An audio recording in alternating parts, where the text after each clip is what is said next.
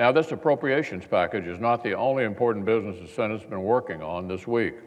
Yesterday, we passed an important extension of the flood insurance program and sent it to the White House for the President's signature. We confirmed the 24th Circuit Court nominee already in this Congress, and we voted to proceed to conference with the House on the Farm Bill. I understand this year marks the earliest since at least 1965 that both the House and Senate have passed a Farm Bill. Here in the Senate, it passed with the widest margin of any recorded vote in the history of this legislation.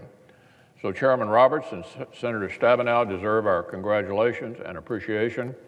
I look forward to serving as a conferee myself and to finishing up the Farm Bill prior to its expiration.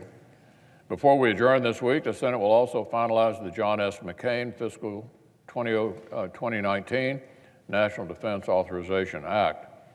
Once we pass the conference report this week, this important legislation will head to the President's desk to become law, and we fulfill one of this body's most solemn responsibilities.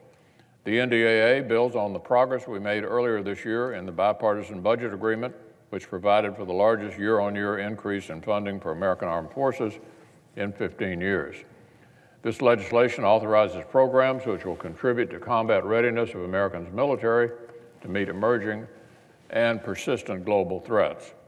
It helps ensure our service members and their families will receive the full support of a grateful nation.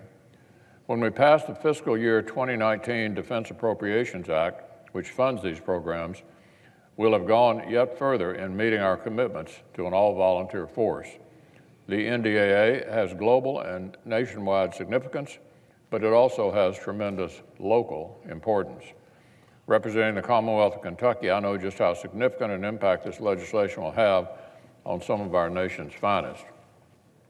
At Fort Campbell, members of the 101st Airborne Division and a number of Special Operations Unit will benefit from the authorization of new investments in their training facilities.